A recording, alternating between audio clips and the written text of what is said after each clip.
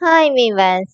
இன்னைக்கு ஜூலை 18 சிறகடிக்க ஆசை சீரியல் என்னாச்சுன்னு சொல்லி பார்க்கலாம். முன்னாடி சேனல் சப்ஸ்கிரைப் பண்ணாதவங்க மறக்காம சப்ஸ்கிரைப் பண்ணுங்க. இன்னைக்கு என்ன அப்படின்னு சொல்லி பார்த்தீங்கன்னா, இங்க வந்து மனோஜை வந்து ரோஹிணி வந்து ரூம்குள்ள கூட்டிட்டு போறாங்கல்ல. அப்போ முத்து தடுத்து நிப்பாட்டுறாரு. அப்போனே இப்போ முத்து கேட்குறாரு, உனக்கு 4 லட்ச ரூபாய் எப்படிடா கிடைச்சிச்சு அப்படின்னு.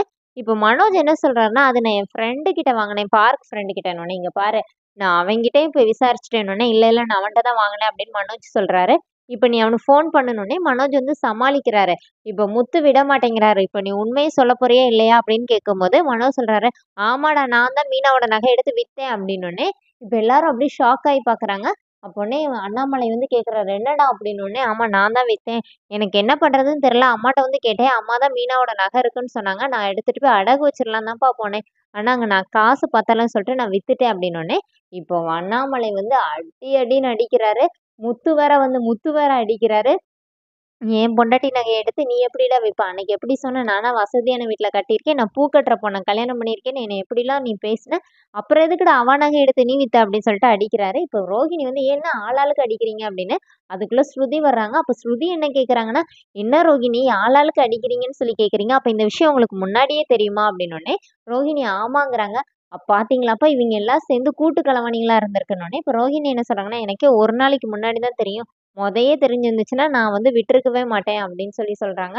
இப்ப நகைக்கு என்ன அப்படின்னோனே, இப்போ விஜயா உள்ள வராங்க. "ஏங்க ஏங்க அவன அடிக்காதீங்க" அப்படின்னோனே, இப்போ அண்ணாமலை என்ன சொல்றாருன்னா, சொல்லப்போனா உன்ன தான் அடிக்கணும்னோனே, இப்போ அவங்க அண்ணாமலை என்ன சொல்றாருன்னா, "நீ நகை எடுத்தது மட்டும் இல்லாம, எங்க அம்மா மேல பழி போடுற, மீனாவோட அம்மா மேல பழி போடுற என்ன?" அப்படின்னோனே, இப்போ அவங்க விஜயா என்ன சொல்றாங்கன்னா, "என்னங்க நீங்க இத போய் பெருசாக்கிட்டு இருக்கீங்க?" அப்படிங்கிற மாரி அவங்க தப்பு பண்ணாத மாரியே விஜயா பேசுறாங்க. அப்ப அண்ணாமலை என்ன சொல்றாருன்னா, "இனிமே நீ என்கிட்ட பேசவே பேசாத. உன்ன பார்க்கவே எனக்கு அருவருப்பா இருக்குது. உன் கையால ஒரு சொட்டு தண்ணி கூட நான் வாங்கி குடிக்க மாட்டேன்னோனே, இப்ப நான் இருக்கிறது தானே இந்த வீட்ல உங்களுக்கெல்லாம் பிரச்சனை." அப்படின்னு சொல்லிட்டு விஜயா ரூம்குள்ள போய் கதவு பூட்டிக்கிறாங்க. எல்லாருமா போயி ரோஹிணியும், மனோஜ் தான் ஓடி போய் கதவு தட்டுறாங்க. அப்புறமா ரவி போய் தட்டுறாரு.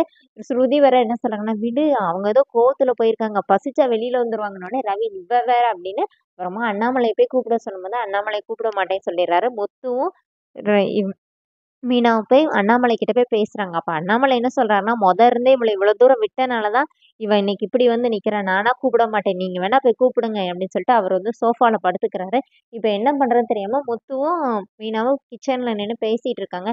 என்னடா இங்க தட்டிட்டு இருந்தவங்களலாம் காணோம்னு சொல்லி பார்த்தா, அவங்கள வேற காணோம். இப்ப மீனா என்ன சொல்றாங்கன்னா, யார் வந்து அத்தை வெளியில வருவாங்களோ, அவங்க யாரையாச்சும் வச்சு தான் இப்ப வெளியில வர வைக்கணும் அப்படின்னு பேசிட்டு இருக்காங்க. அதோட என்னோட எபிசோட் ரன் பண்ணிட்டாங்க. நாளைக்கு என்னன்னா பார்வதி வராங்க. இப்போ விஜயாவும் வெளியில வந்துடுறாங்க. இப்போ முத்து என்ன சொல்றாருன்னா, இந்த மாரி மன்னிப்பு கேட்க சொல்றாரு. மனோஜ் என்ன கேட்குறாங்கன்னா, அம்மா வந்து மீனா கிட்ட மன்னிப்பு கேட்கணுமான்னோனே, அப்ப நீ மன்னிப்பு கேளு. நீ தானே கிரிமினல் நம்பர் 1ன்னோனே, இப்ப ரோகிணி வராங்க. அவர் எதுக்கு மீனா கிட்ட மன்னிப்பு கேட்கணும்னோனே, தப்பு செஞ்சவங்க தாம்மா மன்னிப்பு கேட்கணும். அதுதான் உலக வழக்கம். அது வந்து அவங்க எவ்வளோ வயசா இருந்தாலும் சரி, என்னவா இருந்தாலும் சரி அப்படின்னு சொன்னோனே, இப்ப விஜயா என்ன சொல்றாங்கன்னா, ஏதோ உங்க அம்மா வீட்ல இருந்து கொண்டு வந்த சீர் மாரி பேசுற. காலனாக்கு பொறுக்காத நகை தானேன்னு சொல்லிட்டு அவங்க கையில இருந்த வளையலெல்லாம் கழட்டி மீனா மேல தூக்கி எறியறாங்க. அதோட என்னோட எபிசோட் ரன் பண்ணியிருக்காங்க. Thank you.